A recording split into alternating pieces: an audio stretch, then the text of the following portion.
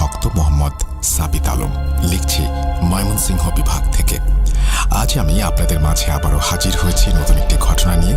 কথা না বাড়িয়ে এবার বিরক্তিকর এক ঘটনার দিকে কর্ণপাত করি চলুন। বিরক্তিকর কেন বললাম সেটা আপনারা ঘটনা শুনে নিজেরাই বিচার করে নিতে পারবেন। তবে আমি দাবি করছি যে আপনারা এর আগে এমন কোনো ঘটনা কখনো শোনেননি। আজকের ঘটনাটি আমি কালেক্ট করেছি আমার পরিচিত একজন আঙ্কেলের কাছ থেকে। আঙ্কেলের নাম মোহাম্মদ আব্দুল হামিদ। উনি আমার কাছে আজ যে ঘটনাটি শেয়ার করেছেন সেটি মূলত ওনার খালাতো বোনের মুখে শোনা ঘটনা। ওনার খালাতো বোনের নাম শেয়ার না করে ঘটনাটি উপস্থাপন করার অনুমতি পেয়েছি বিধায় আমি ওনার খালাতো বোনের নাম প্রকাশ করছি না। হামিদ আঙ্কেলের খালাতো বোন বর্তমানে পর্তুগাল প্রবাসী।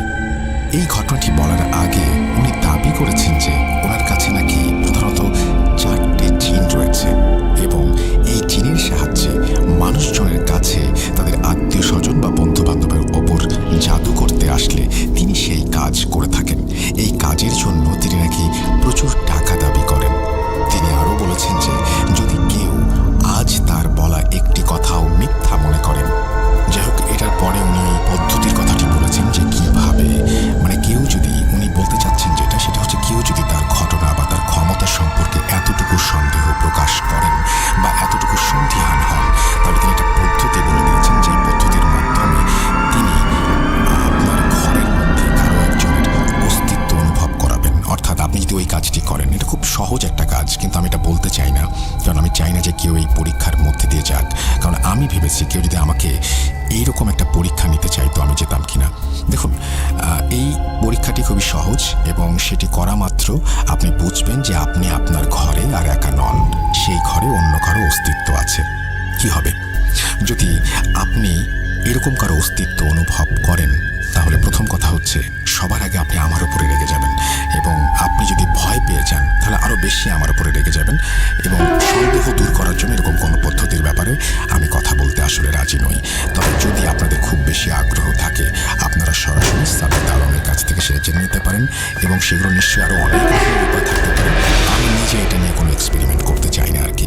যাই হোক, আমরা চলে যাচ্ছি আমাদের ঘটনার পরের অংশে।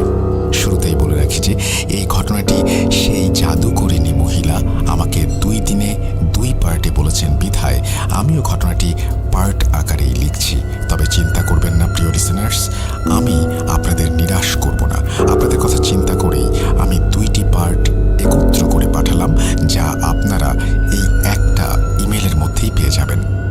হামিদ আঙ্কেলের খালাতো বোনের বলা ঘটনাগুলো আমি ওনার ভাষাতেই বলছি এবং অনিচ্ছাকৃত ভুল ত্রুটির জন্য সবার কাছে ক্ষমা চেয়ে নিচ্ছি। বলছেন জাদুকরিনী। তোমাদের শোয়ের ঘটনাগুলো অনেক শুনো এবং পছন্দ করি, বিশেষ করে কালো জাদুর ঘটনাগুলো। এমন একটা ঘটনা ছিল যেখানে একজন কবিরাজের কাছে জিন থাকত, কিন্তু তাদের বশে আনার চেষ্টায় কবিরাজের মৃত্যু হয়েছিল। কবে শুনেছিলাম মনে নেই। যাই হোক, আমি জানি কিভাবে আর কি করলে এই জিনদের নিয়ন্ত্রণ করা যায়। শুরুতেই বলে রাখি যে আমার কাছে প্রধানত 4টি জিন রয়েছে। এখন চলো তোমাকে সেই সময় নিয়ে যাই যেই সময়ের কথা শুনলে তুমি নিজেই বুঝতে পারবে যে কিভাবে এই ঘটনার প্রথম সূত্রপাত ঘটল আর কিভাবেই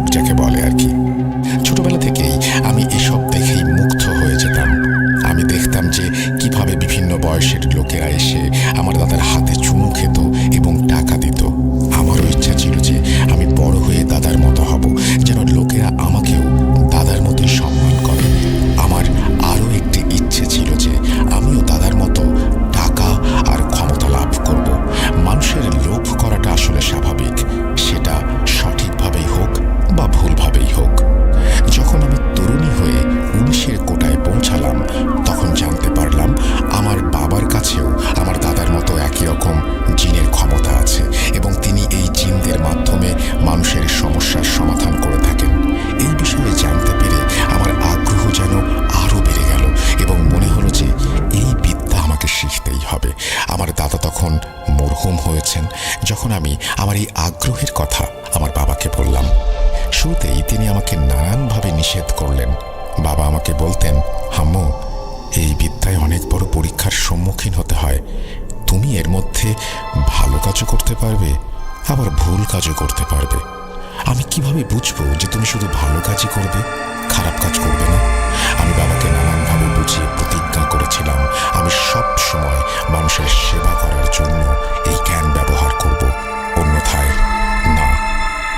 আমার এই প্রতিজ্ঞার উপর ভিত্তি করেই আমি আমার বাবার কাছ থেকে এই ক্ষমতা উত্তরাধিকার সূত্রে পেয়েছি এবং সেই জিনগুলো আমাকে উত্তরাধিকার হিসেবে মেনে নিয়েছে। প্রথম দিকে আমি এই জ্ঞানকে মানুষের উপকার করার কাজের জন্য ব্যবহার করতাম। আমি যখন মানুষের উপকার করতাম তখন কিছু মানুষ আমাকে কৃতজ্ঞতা স্বরূপ উপহার হিসেবে মাঝে মাঝে টাকাও দিত।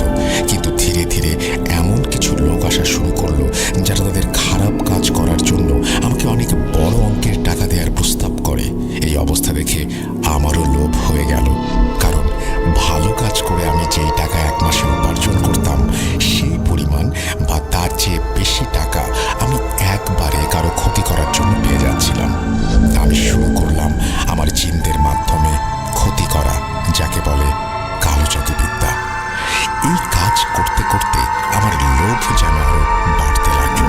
যারা হালাল কাজ করার জন্য আমার কাছে আসতেন তাদের সংখ্যা আস্তে আস্তে কমতে শুরু করলো, আর যারা কালো জাদুর কাজ করানোর জন্য আমার কাছে আসতেন তাদের সংখ্যা ধীরে ধীরে বাড়তে লাগলো। বাবা, তোমার জ্ঞানের জন্য আর একটা কথা বলি, কালো জাদু আর সাদা জাদু আসলে আলাদা জিনিস নয়। তুমি যদি কোনো জিনকে নিয়ন্ত্রণ করে তাকে দিয়ে খারাপ কাজ করাও, মানুষের ক্ষতি করাও, তখন সেটাকে কালো জাদু বলা হয়। আর যদি সেই একই জ্ঞান দিয়ে তুমি মানুষের জন্য ভালো কাজ করো তাহলে সেটাকে নুরানি জ্ঞান বা সাদা জাদু বলে। যেমন তুমি একজন মানুষের হাতে একটি বন্দুক দিলে, এখন যদি সে ব্যাংক ডাকাতি করে তাহলে তাকে ডাকাত বলা যাবে। কিন্তু এবার যদি সেই বন্দুকটাই একজন মানুষকে দেয়া হয় যে ব্যাংকের নিরাপত্তায় আছে, তাহলে সে সিকিউরিটি গার্ড হিসেবে গণ্য হবে। এখন আমার কথা বোঝো, এখানে বন্দুক কিন্তু একটাই, কিন্তু যার উদ্দেশ্য খারাপ সে ডাকাত, আর যার উদ্দেশ্য ভালো সে সিকিউরিটি গার্ড। আমাদের জাদু জগতেও আসলে এই একই নিয়ম। এই 4টি জিন যারা আমার সাথে আমার অধীনস্থ অবস্থায় আছে তারা আমার প্রতিটি আদেশ মানতে বাধ্য, কারণ যদি তারা আমার কোনো আদেশ মানতে অস্বীকার করে তাহলে আমি 1 সেকেন্ডের মধ্যে তাদের পুড়িয়ে ফেলতে পারি। আর এই বিদ্যা আমি অর্জন করেছি আমার মরহুম আব্বাজানের কাছ থেকে। এখন আমি তোমায় সেই সব ঘটনার কথা বলছি যেসব ঘটনায় এই জিনদের মাধ্যমে আমি অনেক মানুষের জীবন নষ্ট করেছি। তুমি এখন আমাকে কিছু প্রশ্ন করতেই পারো। 1, এই ক্ষমতা আমার কাছে কিভাবে এলো? 2, এই জিনরা কোন রূপে আমার কাছে আসে? 3, আমি কি তাদের আসল রূপ দেখেছি কিনা? কিন্তু এসব প্রশ্নের উত্তর আমি তোমাকে আলাদাভাবে কোনো এক সময় দিয়ে দেব। আজ আমি যে বিষয়টির দিকে ফোকাস করতে চাচ্ছি সেটি হচ্ছে সেই সব ঘটনা যেগুলো শুনে তোমার গায়ের লোম দাঁড়িয়ে যেতে বাধ্য। বলছি শোনো। যখন আমার এই কালো জাদুর কাজ শুরু হলো তখন হঠাৎ করেই মানুষজন খারাপ কাজ করাতে আমার কাছে হাজির হতে শুরু করলো। আস্তে আস্তে আমি জাদুকরী নামে পরিচিত হলাম। এলাকার মওলানা আমার বিরুদ্ধে ফতোয়া দিতে শুরু করলেন এবং এলাকার অনেক লোকজন আমার শত্রু হতে শুরু করলেন। সেই মওলানার ফতোয়ার পর আমার জীবনের ওপর কিছু বিপদ এসে পড়ল, তাই একরকম বাধ্য হয়ে আমাকে পর্তুগালে শিফট করতে হলো। বাবা, আমার কাছে যে জ্ঞান আছে সেটা আমি পৃথিবীর যে কোনো প্রান্তে বসে তোমার ওপর প্রয়োগ করতে পারি। কি যেন বলছিলাম? হ্যাঁ, আমি বলছিলাম যে আমি যখন পর্তুগালে শিফট করলাম অর্থাৎ মুভ করলাম তখন মানুষ সেখানে আমার কাজের জন্য আস্তে আস্তে আমাকে চিনতে শুরু করলো। তারা আমার জ্ঞানের দ্বারা ভালোভাবেই প্রভাবিত হচ্ছিল এবং নিজেদের কাজ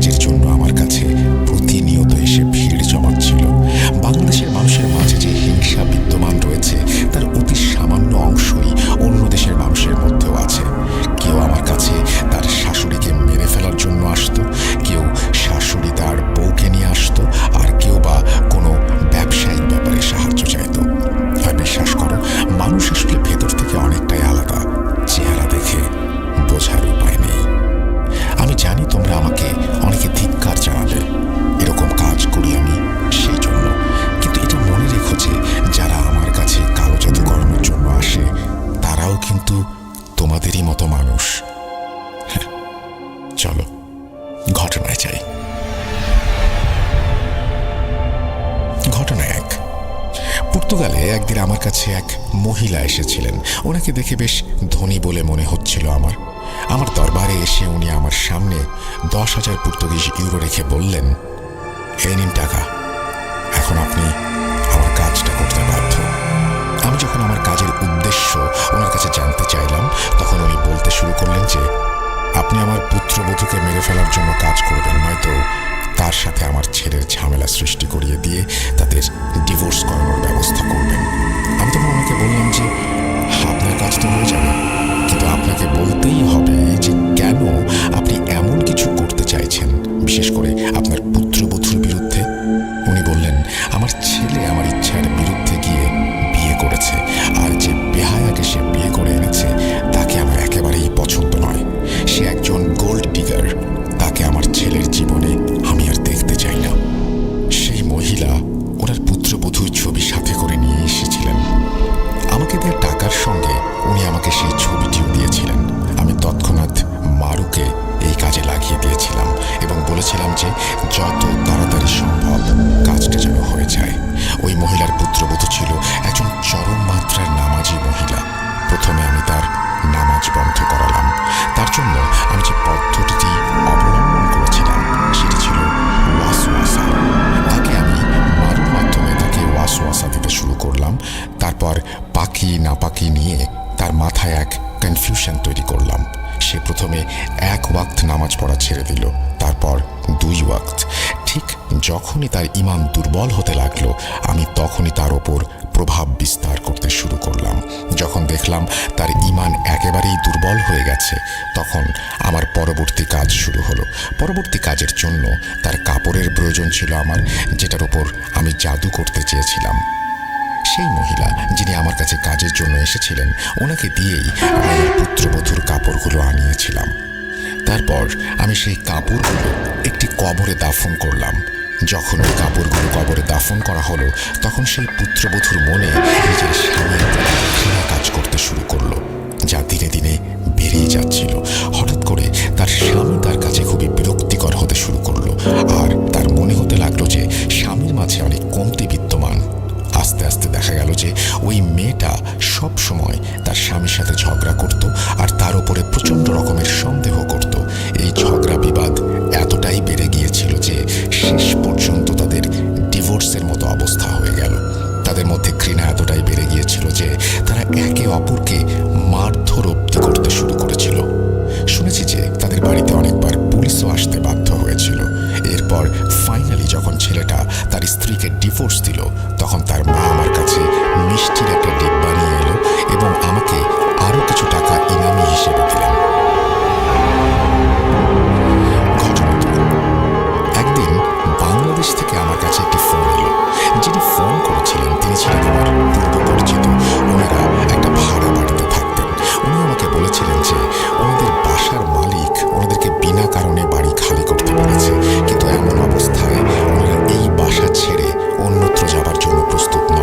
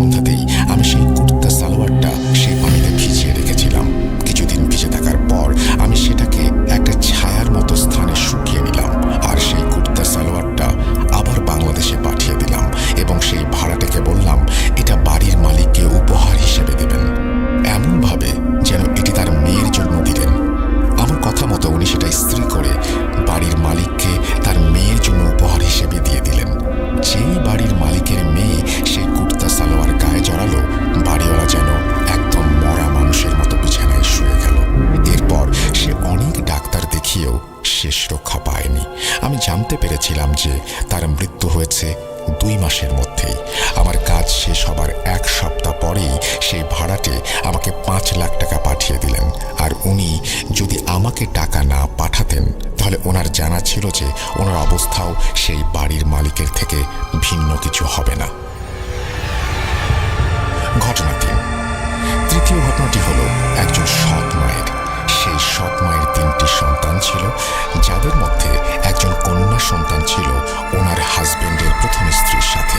এখন ওনার এই ভয় ছিল যে যদি ওনার স্বামী মারা যান তাহলে সম্পত্তিতে সৎ কন্যারও অংশ থাকবে। সেই অংশটা যেন মেয়েটা না পায়, এই কাজ করার জন্য সে আমার কাছে এসেছিল। উনি এই কাজের জন্য আমাকে 10 লাখ টাকার লোভনীয় অফার দেন। আমি জি হুজুর বলে কাজটা হাতে নিলাম। আমি ওনার কাছ থেকে 2 লক্ষ টাকা অগ্রিম নিলাম আর ওনাকে 2টা ডিম দিয়ে বললাম যে এই ডিমগুলো আপনার সৎ মেয়েকে খাওয়াতে হবে। উনি ডিমগুলো নিয়ে বাসায় চলে গেলেন। এরপর যখনই ওনার মেয়ে সেই ডিমগুলো খেলো, আমার সামাইল তার উপর হামলা করে দিল আর মেয়েটাকে আস্তে আস্তে পাগল বানিয়ে দিল। সেই মেয়েটা পাগল হয়ে সারাদিন ধরে নিজের শরীরের ওপর ছুরি, কাঁটা, ব্লেড দিয়ে জখম করতে লাগলো। তাকে বাধা দিতে গেলেও সে কারোরই হাতে আসতো না। তার বাবা যেহেতু ধনী ছিল, প্রথমে মেয়েটিকে উনি ডাক্তারের কাছে নিয়ে গেলেন, কিন্তু যখন পরিস্থিতি হাতের বাইরে চলে গেল তখন তাকে মানসিক হাসপাতালে ভর্তি করাতে হলো। আর যখন সে হাসপাতালে ভর্তি হয়ে গেল, আমার জন্য সে সহজ শিকারে পরিণত হলো। আমি তাকে মানসিকভাবে আরও দুর্বল করে দিলাম। যখন সে পুরোপুরি আমাদের আয়ত্তের ভেতরে চলে এলো, তখন সে একদিন কোনোভাবে একটা ছুরির ব্যবস্থা করে সেটা নিজের গলাতেই চালিয়ে দিল। হাসপাতালের লোকেরা ভেবেছিল সে আত্মহত্যা করেছে, কিন্তু আমি আর তার সৎ মা এই ব্যাপারগুলো ভালো করে জানতাম যেটা কার কাজ। ঘটনা 4। চতুর্থ ঘটনা একজন রাজনীতিবিদের, যিনি তার প্রতিপক্ষের এক নেতার ওপর জাদু করতে চেয়েছিলেন। এটা তখনকার কথা যখন আমি বাংলাদেশেই ছিলাম। উনি একদিন আমার কাছে এলেন এবং আমাকে তার সব সমস্যার কথা বলতে শুরু করলেন। উনি বলেছিলেন ওনার প্রতিপক্ষ যদি মারা যায় তাহলে উনি সহজেই নির্বাচনে জয়লাভ করতে পারবেন।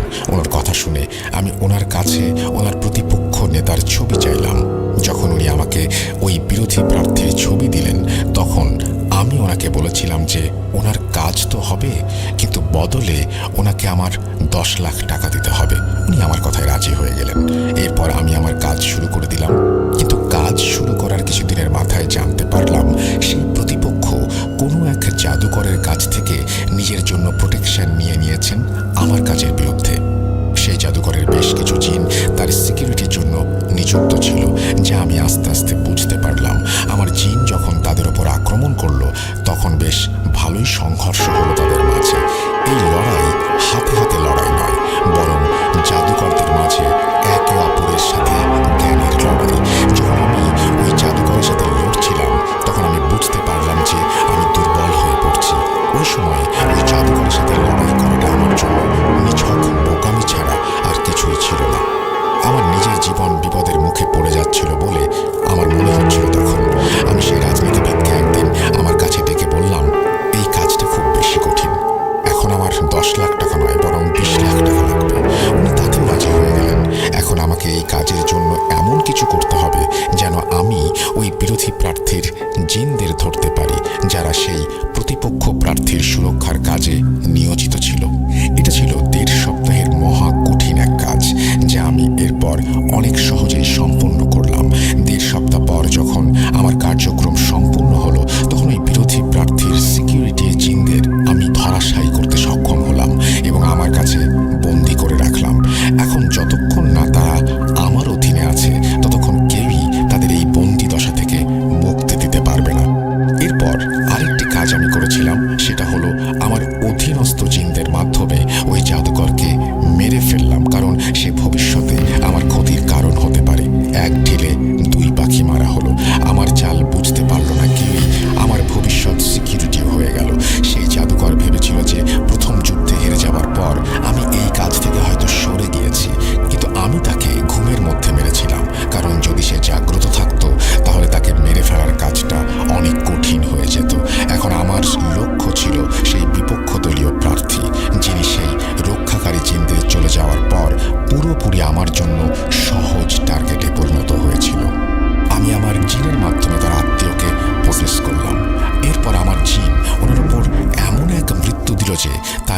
একদম স্বাভাবিক বলেই মনে হলো। তার পরিবারের লোকেরা পোস্টমর্টমও করালো না। করালেই বা আমার কি? হতে পারে তার পোস্টমর্টম রিপোর্টেও জানা যেত যে তার মৃত্যু স্বাভাবিক ছিল না, বরং তাকে গলা টিপে মারা হয়েছে। এবার খুঁজতে থাকো কে মেরেছে। শেষমেশ ধরা যদি কাউকে পড়তেই হয়, তবে ধরা পড়লে পড়তো সেই বিপক্ষ দলীয় নেতার আত্মীয়ই। এটা ছিল সেই ঘটনা যার পর আমি পর্তুগালে যেতে বাধ্য হয়েছিলাম, কারণ সেখানকার পরিস্থিতি আস্তে আস্তে খারাপ হতে শুরু করেছিল এবং এও সম্ভব ছিল যে আমাকে ধরে ফেলতে পারত মানুষ। পঞ্চম ঘটনা হলো একজন পরিচিত ব্যবসায়ীর। এই বাংলাদেশি ব্যবসায়ী কানাডায় থাকতেন। ওনার একজন প্রতিদ্বন্দ্বী ব্যবসায়ী আমার কাছে আসেন এই কামনা নিয়ে যে উনি সেই কানাডা প্রবাসীর ব্যবসা শেষ করতে চান। এরপর যখন উনি আমাকে টাকা দেওয়ার প্রস্তাব করলেন, আমি সঙ্গে সঙ্গে রাজি হয়ে গেলাম। এখন আমার সেই কানাডার ব্যবসায়ীর সকল তথ্যের প্রয়োজন শুধু। কালজাদু করতে চাওয়া ব্যক্তিটি আমাকে সেই কানাডার ব্যবসায়ীর ও তার মায়ের ছবি এনে দিলেন। ওনার মায়ের নাম আর ওনার নামও বললেন। আমি আমার চীনের দলকে সেখানে পাঠালাম যাতে তারা দেখতে পারে যে কোনো জাদুকর ওনার রক্ষায় নিয়োজিত আছে কিনা। যখন জানতে পারলাম যে সে এসব জাদুতে বিশ্বাস করে না, তখন উনি আমার সহজ শিকারে পরিণত হয়ে গেলেন। আমি জিনের মাধ্যমে ওনার ওপর জাদু করতে শুরু করলাম। ওনাকে জাদু করা মিষ্টি খাওয়ালাম আর ওনার চায়ের মধ্যে ছাগলের রক্তের কয়েক ফোঁটা দিয়ে দিলাম। এই যে কাজগুলোর কথা আমি বলছি, সেই সব কাজ আমার সেই জিনগুলোই করেছিল। আমি এসব কাজ করে ওনার মস্তিষ্ক এমনভাবে নিয়ন্ত্রণ করছিলাম যে উনি সঠিকভাবে যেন কোনো ব্যবসায়িক সিদ্ধান্ত নিতে না পারেন। সঠিক সিদ্ধান্ত না নেয়ার কারণে ওনার ব্যবসায় বেশ কিছু ক্ষতি হয়ে গেল। আমার জিনও ওনার ওপর সবসময় নজর রাখত। যে কোনো সঠিক কাজ করতে গেলে তাকে সেখান থেকে পথভ্রষ্ট করে দেওয়া হতো। কয়েক মাস পর সে এত বড় ব্যবসায়ী রাস্তায় এসে দাঁড়িয়েছিল। বেচারা এত বড় ক্ষতি সহ্য করতে না পেরে মানসিক ভারসাম্য হারিয়ে ফেলল। শোনো, ঘটনা তো অনেক আছে। যদি তুমি বলো তবে আমি শুনিয়ে দিতে পারি। আমার কাছে তো অনেক ধরনের মানুষ আসে। আমি যে দাবি করছি ঘটনার শুরুতে, সেই দাবি আমি পুনরায় করছি। যদি তোমাদের বা তোমাদের শ্রোতাদের আমার দাবি মানতে অস্বীকৃতি থাকে বা যদি মনে করো যেসব ঘটনা ভুয়া, তাহলে একটা কাজ করো। যদি তোমাদের মধ্যে কেউ আমাকে পরীক্ষা করতে চাও, আগেই বলেছিলাম, এখানে তিনি আবারও বলেছেন যে যদি আপনি সন্ধিহান হন, এরপরে তিনি যেটা বলেছেন সেই পদ্ধতির কথা, তিনি আপনাকে বিশ্বাস করাতে সক্ষম যে এই পদ্ধতির মাধ্যমে আপনি আসলেই আর সন্দেহ রাখবেন না। যাই হোক, আমি সেটা স্কিপ করে গেলাম। এই জাদুকরণী মহিলা সেদিনের মতো ওনার ঘটনা শেষ করলেন। প্রিয় লিসেনার্স, কি ভাবছেন? ঘটনা শেষ? হ্যাঁ শেষ, তবে অর্ধেক। বাকি অর্ধেক শুনবেন না? যেমনটা আমি ঘটনার শুরুতে বলেছিলাম যে আমি এবার 2 পার্টে একই সাথে বলবো, একই ইমেলে লিখব শুধুমাত্র আপনাদের জন্য, আমি ঠিক তেমনটাই করতে যাচ্ছি।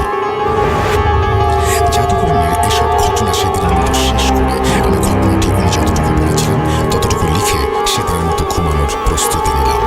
এখন আমি আপনাদের সঙ্গে আমার ব্যক্তিগত অভিজ্ঞতা শেয়ার করতে চাই। যেদিন আমি এই ঘটনাগুলি লিখে ঘুমানোর জন্য শুরু করলাম, সেদিন রাতে ভোর 4:43 আমার ঘুম ভাঙল। আমি দেখলাম যে আমি মনে হয় উল্টো হয়ে আমার বুক বিছানার দিকে দিয়ে শুয়ে আছি। হঠাৎ মনে হলো আমার শরীরের নিচে থাকা তোষকটা যেন নড়ছে আর বুকটা ধরফর করছে। এতটা বেগে ধরফর করছিল যে মনে হচ্ছিল আমার শরীর কাঁপছে। আমি ভাবছিলাম যে এভাবে সবকিছু কাঁপছে কেন। আমার মাথায় এলো যে ভূমিকম্প হচ্ছে না তো আবার। আমি আমার ঘরের দরজার দিকে তাকালাম। মনে হচ্ছিল দরজাটা কাঁপছে খটখট আওয়াজ করে। হঠাৎ মনে হলো আমার কোমরের ওপর থাকা কম্বল কেউ ধরে টেনে নিয়ে যাচ্ছে। এসব বিষয়ে রিসার্চ করতে করতে মাঝে মাঝে ভয় জিনিসটা তেমন ছিল না। আমি বিছানা থেকে উঠে ডাইনিং রুমের দিকে গেলাম। ফ্যানের দিকে তাকিয়ে দেখলাম যে ফ্যান তো একেবারে স্থির, ভূমিকম্প তো হচ্ছে না। আমি বেসিনে মুখ ধুয়ে আমার ঘরের বারান্দায় গিয়ে একটা সিগারেট ধরালাম। রাত তখন 4:58। আমি সিগারেট খেয়ে রুমে ফিরে লাইট অফ করে আবার বিছানায় এসে শুয়ে পড়লাম। একটু তন্দ্রা আসতেই আবার সেই একই অনুভূতি, ভূমিকম্প, কেউ আমার কম্বল ধরে টেনে নামিয়ে নিয়ে যাচ্ছে। আমি এবার বিরক্ত হয়ে উঠে ঘরের লাইট অন করে দরজার সামনে দাঁড়ালাম। দরজা খুলে আমি বাইরে গিয়ে এমন এক দৃশ্য দেখলাম যা আমার কল্পনার অতীত। আমার ঘরের সামনেই যেন 50-60টা তেলাপোকা উল্টো হয়ে পড়ে আছে। আমি ভেবেছিলাম এগুলো হয়তো মৃত। আমি আমার রুমে এসে দেখি আমার রুমের মেঝেতে এমন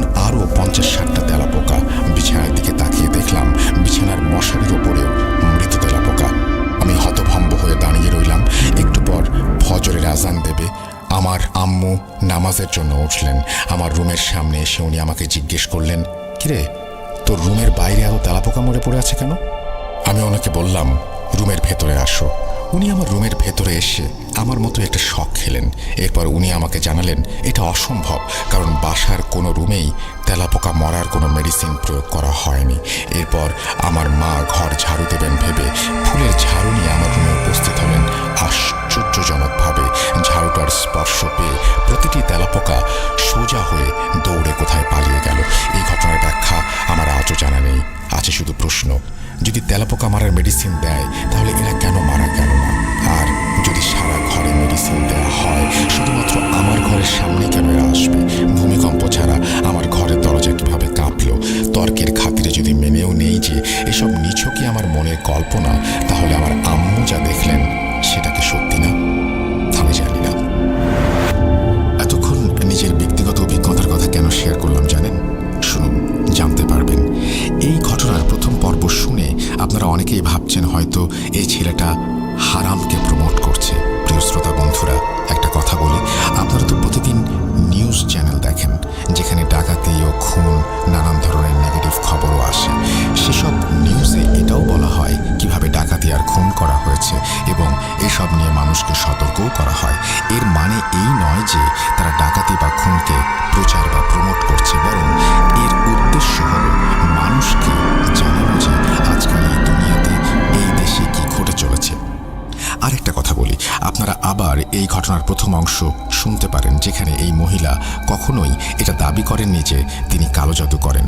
যদিও উনি কালো জাদু শব্দটার ব্যবহার করেছেন, কিন্তু উনি শুরুতেই ক্লিয়ার করেছেন যে উনি জিনদের মাধ্যমে কাজ করে থাকেন। ওনার বলা এসব ঘটনার একমাত্র উদ্দেশ্য হলো আমাদের সেই জিনের দুনিয়ার সম্পর্কে জানানো, আর এটাও জানানো যে আসলে এই দুনিয়া আছে আমাদেরই মাঝে, আর এটাও জানানো যে এই দুনিয়াটা কিভাবে কাজ করে। তবুও আমি বলে রাখি যে ওই মহিলা যাই বলেছেন, ওনার কোনো প্রকার বক্তব্যের জন্য আমি কোনো দায়িত্ব নিচ্ছি না। তিনি যা কিছু বলেছেন আমি শুধু সেটা ওনার ভাষায় আপনাদের সামনে উপস্থাপন করছি। এর পেছনে কি রহস্য আছে সেটা আমরাই ভালো জানি। যাই হোক, চলুন আমরা আবার সেই জাদুকরিনীর ঘটনায় মনোনিবেশ করি। ঘটনার পরের অংশ আমি আবারও জাদুকরিনী মহিলার ভাষাতেই বলছি এবং অনিচ্ছাকৃত ভুল ত্রুটির জন্য ক্ষমা প্রার্থনা করছি। বলছেন জাদুকরিনী, বাবা, কেউ যদি নিজের নাম আর তার মায়ের নাম লিখে থাকেন কমেন্ট সেকশনে, তাহলে তোমার এবং তোমার শ্রোতাদেরও বিশ্বাস হয়েছে এতক্ষণে যে আমি কে, আমার সাথে কে আছে আর আমি কি করতে পারি। এই ঘটনা যেদিন প্রচার হবে তার আগের দিন তুমি আমাকে জানাবে। আমি তোমাদের কমেন্ট পড়ব প্রথম অংশ শেষ হবার পরে। তোমাদের কমেন্ট সেকশনে অনেকেই হয়তো এতক্ষণে বলেছে বা বলবে আগামীকাল যে তাদের স্বপ্নে এমন কিছু ঘটে গেছে যার কোনো ব্যাখ্যা নেই। যাই হোক, এবার তোমাকে একটা মজার কথা বলি। আমি কিন্তু ইতিমধ্যে টুকটাক তোমাকেও দেখিয়েছি গত রাতে। বুঝতে পেরেছ হয়তো যে আমি কি করতে পারি। এখন তুমিও এই ব্যাপারে অনেকটাই জানো। বাবা, তোমাদের কমেন্ট সেকশন চেক করো তো। অনেকেই এখন আমার নামে হয়তো জাহান্নামের সার্টিফিকেট বিলি করছে, অথচ যারা এই সার্টিফিকেট বিলি করছেন এনারা নিজেরাও জানেন না যে এনারা কোথায় যাবেন, কিন্তু অন্যদের জাহান্নামের সার্টিফিকেট এমনভাবে দিচ্ছেন যেন এনাদের নিজেদের জান্নাতে যাওয়াটা পাকা হয়ে গেছে। তো আমি জানি যে আমি গুনাহগার, আমি অনেক গুনাহ করেছি, কিন্তু প্রতিটি কাহিনীর দুইটা দিক থাকে। যেখানে আমি মানুষের সাথে অনেক অন্যায় করেছি, সেখানে কিছু মানুষের ভালো করার জন্য তাদের উপকারও করেছি। এখন কিয়ামতের দিনই পরিষ্কার হবে কার পাল্লা কতটুকু ভারী। এখন তোমাকে আমি যে ঘটনাগুলো বলবো সেগুলো আমার ভালো কাজগুলোর মাঝের কিছু কাজ, যার মাধ্যমে তোমরা বুঝতে পারবে যে আমি মানুষকে সাহায্যও করেছি। আবারও বলি যে আমার জ্ঞান ভুল নয়, আমি কোনো ভুল চিৎকার করিনি, কোনো শয়তানের কাছে সাহায্য চাইনি, কোনো শিরক বা কালাম পড়িনি। আমি জিনের মাধ্যমে ভালো কাজও করি এবং একইভাবে খারাপ কাজও করি। ঘটনা এক। একদিন আমার দরবারে একজন মহিলা এসে হাজির হলেন। ওনাকে দেখে যেন খুবই বিমর্ষ মনে হচ্ছিল আমার। এটা তখনকার ঘটনা যখন আমি বাংলাদেশেই থাকি। সেই মহিলা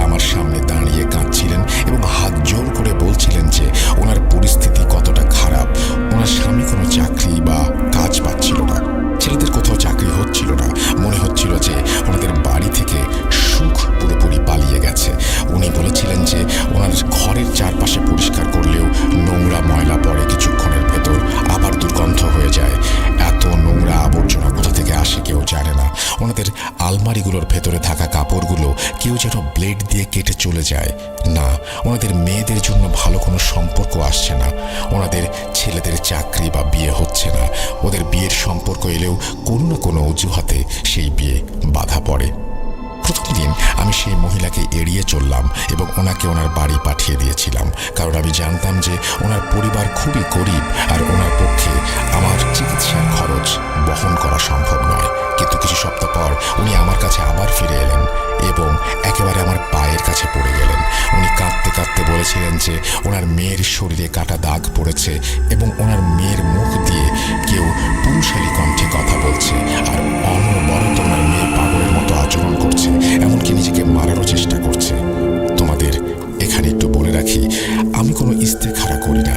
যদি কাউকে চেক করতে হয় যে তার সাথে কোনো সমস্যা আছে কিনা, আমি আমার জিনদের পাঠিয়ে চেক করি, দেখি কোনো সমস্যা আছে কি নেই। আর হ্যাঁ, তোমাকে কতদিন হয়তো আমি আমার জিনদের নাম বলিনি। আসলে আমার অধীনে থাকা কয়েকজন জিন আছে, তাদের মাঝে 4 জন খুবই বিশেষ আমার জন্য। আমি বেশিরভাগ কাজ এই 4 জনের মাধ্যমে করে থাকি। এদের মধ্যে একজনের নাম সামাইল, দ্বিতীয় জনের নাম মারু, তৃতীয় জনের নাম মাস এবং চতুর্থ জনের নাম হুজ্জা। এখন বলি সেই মহিলার ঘটনা। সেই মহিলা আমার কাছে এসে বসে খুবই আকুতি মিনতি করছিলেন ওনাকে সাহায্য করার জন্য। আমার ছোট মেয়ে তখন আমার পাশেই বসেছিল। সে আমাকে বলল, আম্মা, এর কাজটা করে দিন দয়া করে। আমি এই মহিলার উপর কিছুটা রেগে গেলাম।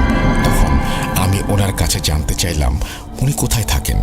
ওনার বাড়ির ঠিকানা নিয়ে আমি সামাইলকে ওনার বাড়িতে পাঠিয়ে দিলাম।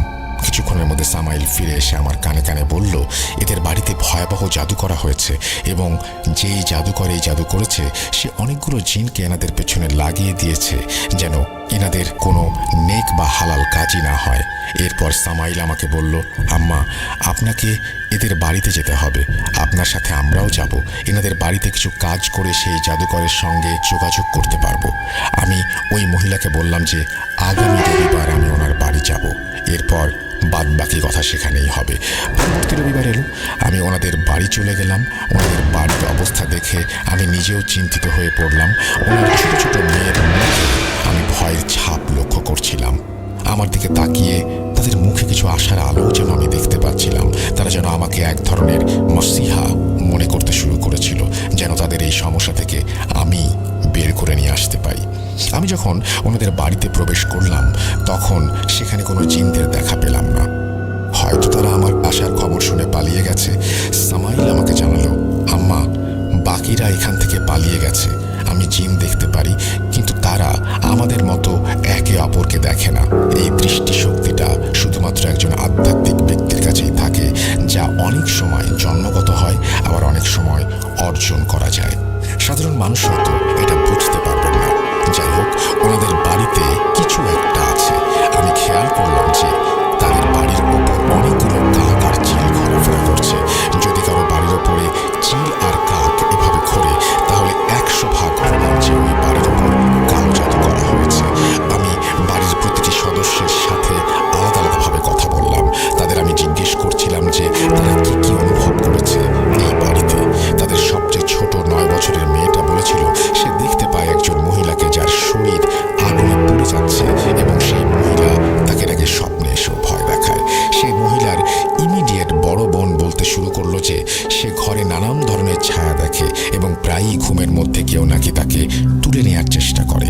ওই বাচ্চাদের বাবাকে দেখে একজন ভালো মানুষ বলেই মনে হচ্ছিল আমার। ওনার চেহারায় সাদা দাড়ি ছিল, কপালে নামাজি দাগ স্পষ্ট। আমি ওনার কাছে জানতে চাইলাম যে ভাইজান, আপনার সাথে কি কিছু হয়েছে? উনি বললেন ওনাকে নামাজ পড়তে বাধা দেওয়া হয় এবং নিয়মিত চেষ্টা করা হয় যেন তিনি নামাজে যেতে না পারেন। তারপর তিনি একটি ঘটনা শেয়ার করলেন, সেটা ছিল কিছুটা এমন। এক রাতে তিনি ঈশার নামাজ পড়তে যাচ্ছিলেন। হঠাৎ কেউ ওনাকে এমন জোরে ধাক্কা দিল যে উনি দাঁড়িয়ে দাঁড়িয়ে 6 থেকে 7 ফুট সামনে গিয়ে পড়লেন। ওনার মুখে প্রচুর আঘাত লেগেছিল, ওনার নাকের হাড়ও নাকি ভেঙে গিয়েছিল। এই ঘটনা কি প্রায় 2 মাস আগের, কিন্তু এখনও ওনার মুখে আঘাতের চিহ্নটা রয়ে গেছে। সেই মহিলা যিনি ওই বাচ্চাদের মা, তিনি আমার কাছে এসে বললেন যে রান্না করার ফাঁকে আমাদের হাঁড়িতে কেউ এমন কিছু দিয়ে চলে যায় যার জন্য হাঁড়ি থেকে প্রচুর দুর্গন্ধ বের হতে শুরু করে। আমরা অনেক চেষ্টা করেছি কিন্তু কিছুই বুঝতে পারিনি যে আসলে এই কাজটা কে করেছে। এরপর যখন হাঁড়িতে খিচুড়ি রান্না করা হয়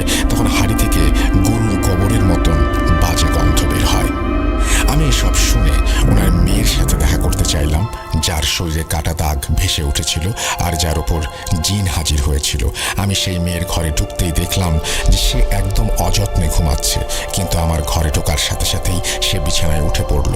আমি তার চোখের দিকে তাকিয়ে দেখলাম, আমার মনে হলো তার মধ্যে কিছু একটা অবশ্যই আছে। সে বিছানা থেকে লাফ দিয়ে উঠে আমাকে আক্রমণ করতে চেষ্টা করলো, কিন্তু মাঝপথেই সামাইল আর মারু তাকে ধরে ফেলল। এরপরে সে একেবারে অভ্রান্তভাবে চিৎকার করছিল আর হাত পা ছোড়াছুড়ি করছিল আর আমার ওপর আক্রমণের চেষ্টা করছিল অনবরত।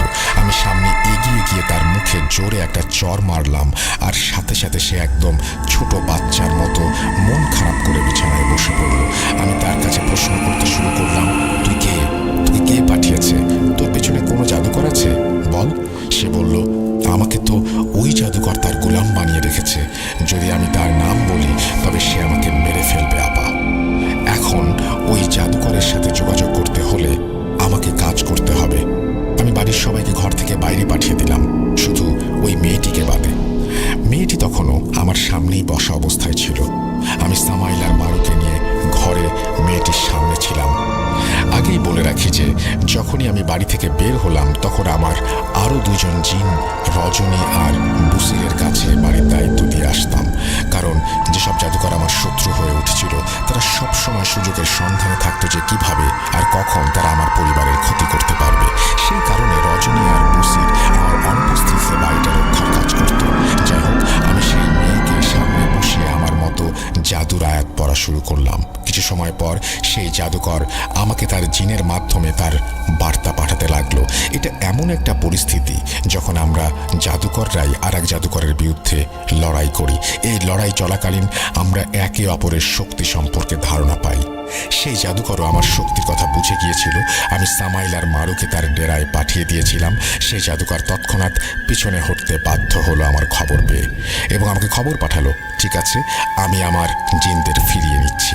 যখন আমি তাকে খবর পাঠিয়ে জিজ্ঞেস করলাম যে এই কাজটা কে করাচ্ছে তাকে দিয়ে, আমার প্রশ্ন শুনে সে খবর পাঠিয়ে দিল, আপনি যেই বাড়িতে বসে আছেন ওই বাড়ির মহিলার স্বামীর বড় ভাইয়ের বউ আমাকে দিয়ে এই জাদু করাচ্ছে।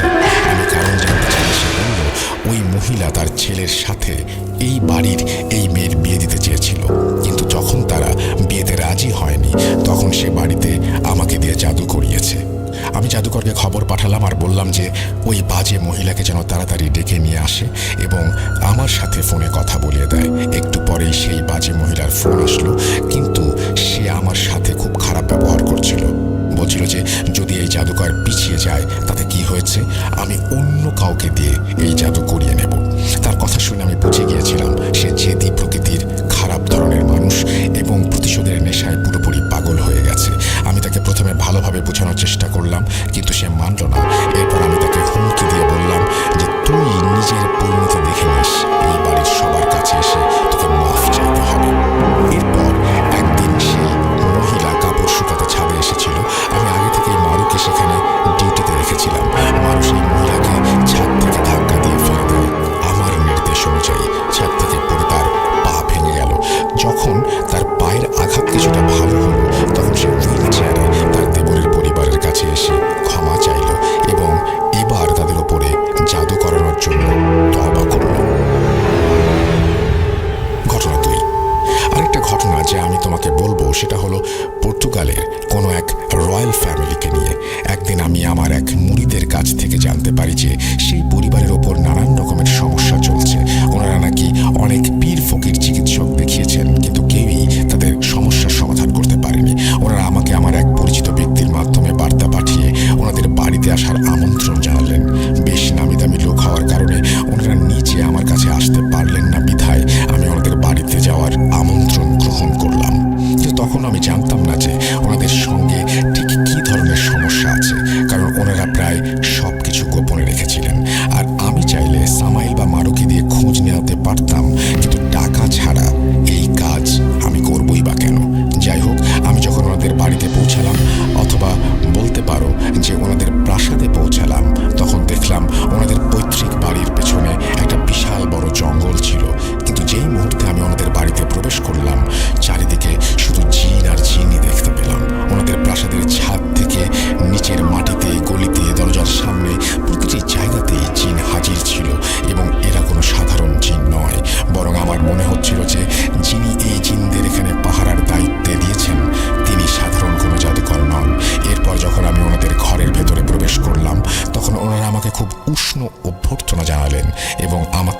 সম্মানের সাথে বসালেন এবং খাওয়ালেন। আমি ওনাদের জিজ্ঞেস করলাম, আচ্ছা এবার আপনারা বলুন তো আপনাদের সমস্যাটা কি? কারণ ইতোমধ্যে আপনাদের বাড়িতে আমি যে ভারী পাহারা দেখেছি সেটা মোটেই স্বাভাবিক নয়।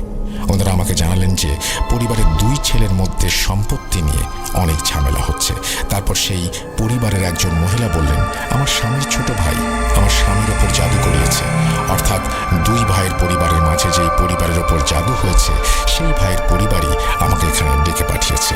ছোট একটা ছেলে আমার পাশে দাঁড়িয়ে বলল, আব্বু যেন কেমন করে আন্টি। আমি তাকে জিজ্ঞেস করলাম, তোমার আব্বু কোথায়? তখন সেই ছেলের মা বললেন, ওর আব্বু উপরে ঘরে আছে, কিন্তু আপনি আগে বুঝে নিন এই কাজটা আপনি করতে পারবেন কিনা। আমি বললাম, আমি পারবো, আমাকে নিয়ে চলুন। সেই জাদুকর এই বাড়ির ওপর যত জিনের ডিউটি বসিয়েছিল তারা আমাকে দেখে খুবই সতর্ক হয়ে গিয়েছিল। তারা সব দিক থেকে আমাকে গভীরভাবে পর্যবেক্ষণ করছিল এবং ভয় দেখানোর চেষ্টা করছিল। কিন্তু যেহেতু আমি আমার নিরাপত্তা নিয়ে এসেছিলাম, অর্থাৎ সামাইল এবং মারু যেহেতু আমার সাথেই ছিল, সেহেতু তারা আমার উপর আক্রমণ করতে পারছিল না। যখন সেই মহিলা আমাকে ওনার হাজব্যান্ডের ঘরে নিয়ে গেল, আমি তখন দেখলাম যে ওনার হাজব্যান্ড নিজের ঘরে এদিক থেকে ওদিকে হাঁটছে। ওনার ঘরে ঢুকতে আমি বুঝতে পারলাম যে ওনাকেও কেউ পজেস করেছে এবং উনি এই মুহূর্তে পজেস অবস্থাতেই আছেন। ওনার সম্পূর্ণ ঘর যেন ছায়ায় ডুবেছিল। এত আলো থাকার পরেও সেখানে ঘন কালো অন্ধকার যেন সবকিছু ঢেকে দিয়েছিল। প্রথমেই সেই মহিলার হাজব্যান্ড আমার দিকে তাকিয়ে জিজ্ঞেস করলো, আরে ভাই, তুই তো আগে লোকজনদের উপর জাদু করতিস, এখন জাদু এমনের জন্য আসিস? উনি আমার সাথে বাংলা ভাষায় কথা বলছিলেন, যদিও তিনি বাংলা জানতেন না। এমনকি ওনার পরিবারের কেউই বাংলা জানত না। আমার সাথে কথা বলার জন্য ওনারা একজন অনুবাদক রেখেছিলেন যে আমাদের একে অপরের কথা বুঝিয়ে দিচ্ছিল। ওনার পরিবারও সেই মহিলার হাজব্যান্ডকে বাংলায় কথা বলতে দেখে রীতিমতো অবাক হয়ে গিয়েছিল। আমি ওনাদের বললাম, আপনারা একটু বাইরে গিয়ে বসুন, আমাকে একা একা রোগীর সাথে কথা বলতে দিন। এখন যেহেতু উনি একজন রয়্যাল ফ্যামিলির ওয়ারিশ, সেহেতু ওনার কিছু প্রোটোকল ছিল। ওনারা আমাকে একা রেখে যেতে একটু ভয় পাচ্ছিলেন। ওনাদের নিরাপত্তা কর্মীরাও আমাকে একা ওনার সাথে কাজ করতে দিচ্ছিলেন না। অবশ্য এখন ওনাদের পরিবার আমার কাজের অনুমতি দিলেন। ঘরের ভেতরে যেতেই আমি ওনাকে জিজ্ঞেস করলাম, বল তুই কে এবং এনাদের কেন বিরক্ত করছিস? সেই ব্যক্তি একটি কর্কশ পুরুষ কণ্ঠে আমার সাথে কথা বলতে লাগলো। আমি কিছুক্ষণ চুপ থেকে আমার জানা জাদুর পড়াগুলো পড়ছিলাম। এমন সময় হঠাৎ ওনার আওয়াজ মেয়েলি হয়ে গেল। আমি বারবার ওনাকে জিজ্ঞেস করছিলাম যে তাকে এখানে কে পাঠিয়েছে, কি তার নাম, কিন্তু সে আমার কথার উত্তর না দিয়ে আমাকে নিয়ে বিদ্রূপ করছিল। এবার আমি রেগে গেলাম, একটা মোমবাতিতে আগুন দিলাম এবং সেটা সেই পজেস ব্যক্তির নাকের কাছে ধরলাম, যা জিনকে পুড়িয়ে মারার পদ্ধতি। যেই আমি মোমবাতি জ্বালিয়ে আমার জাদুর আয়াত পড়ে কাজ করতে শুরু করলাম, কিছুক্ষণের মাঝে জিনটা পুড়ে ছাই হয়ে গেল। কিন্তু জিনটা পুড়ে যাওয়ার পর যেটা হলো সেটা আমি কখনো ভাবিনি। আমি ওই ঘরটাকে বেষ্টনী দিয়ে ঘিরে রেখেছিলাম, তবুও বাকি জিনগুলো ভেতরে ঢুকতে শুরু করলো। আমি হতবাক হয়ে গেলাম যে আজ পর্যন্ত কেউ আমার এই বেষ্টনী পার করতে পারেনি। বেষ্টনী ভাঙতে পারলেও তারা আমার উপর হামলা করতে পারছিল না সামাইল আর মারুর জন্য। আমি বুঝতে পারছিলাম যে তাদের পেছনে যে কেউ আছে সে খুবই শক্তিশালী। আমি আমার জানা সবচেয়ে শক্তিশালী আমল বের করলাম, যেটা আমি আগে কখনো ব্যবহার করিনি, কারণ কখনো প্রয়োজন পড়েনি। যেই আমি সেটা পড়তে শুরু করলাম, জিনগুলো সব ঘর থেকে বেরিয়ে চলে যেতে লাগলো। কিন্তু ওই পজেস ব্যক্তির ওপর নতুন এক জিনের আবির্ভাব হলো। সে আমাকে বলছিল যে আমাদের জাদুকর আপনার সাথে দেখা করতে চাইছে। আমি সামাইলকে বললাম, ওর সাথে যাও এবং দেখা করো সেখানে কি হচ্ছে আর কে এই ব্যক্তি যে এই লোকের উপরে কালো জাদু করেছে। সামাইল সেই জিনের সঙ্গে সেই জাদুকরের ডেরায় গেল। সে সেখান থেকে ফিরে এসে আমাকে বলল সেখানে প্রায় 14 জন জাদুকর আছে। এটা একটা আফ্রিকান দেশ যেখান থেকে এই জাদু করা হচ্ছে। সেই জাদুকর বার্তা পাঠিয়েছে যে যদি আমরা একে অপরের সঙ্গে লড়াই করি তাহলে দুজনেরই জীবন বিপদের মুখে পড়তে পারে। তাই ভালো হবে যদি আমরা নিজেরা লড়াই বন্ধ করি এবং এই সমস্যার সমাধান খুঁজে বের করি। সেই জাদুকর আমাকে সেই ব্যক্তির নামও বলেছিল যে এই জাদু করতে আদেশ দিয়েছে। আমি এরপর সেই পজেস ব্যক্তির ওপর থেকে পজিশনের সমস্যার কাজটা শেষ করলাম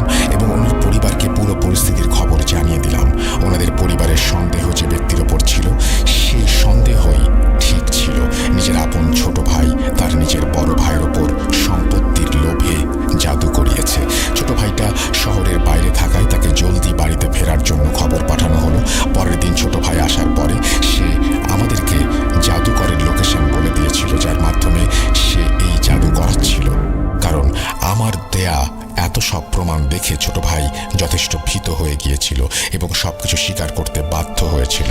এরপর সে এই জাদু তুলে নেবে বলে সবাইকে আশ্বস্ত করে। এখন যেহেতু দুটো পক্ষই পিছিয়ে এসেছে, সেহেতু ওনারা নিজেরাই সেই সম্পত্তির বিরোধটাও শান্তিপূর্ণভাবে মিটিয়ে ফেললেন। সেই রয়্যাল ফ্যামিলি আমাকেও একটা বড় পুরস্কার পাঠিয়েছিলেন। এরপর এই ঘটনাগুলো বলার কারণ হলো যে, যারা আমাকে জাদুকরি বলেছে তাদের উদ্দেশ্য করে এসব বলা। এগুলো আসলে জাদু বললেও কোনো জাদু নয়, এগুলো আসলে একটা প্রক্রিয়া যার মাধ্যমে আমি খারাপ কাজও করতে পারি, ভালো কাজও।